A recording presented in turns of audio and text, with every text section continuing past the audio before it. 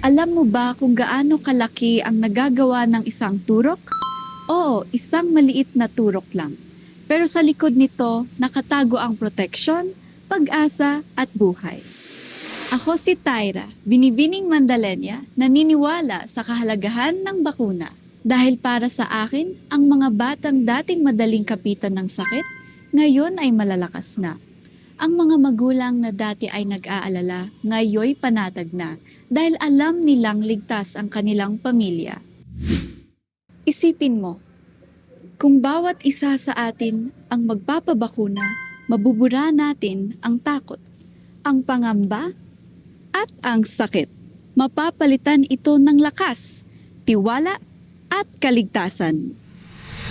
Ang bawat turok ay paalala na may nagmamalasakit, ang pamahalaan, ang mga health worker, at tayong lahat na nagnanais ng ligtas na komunidad.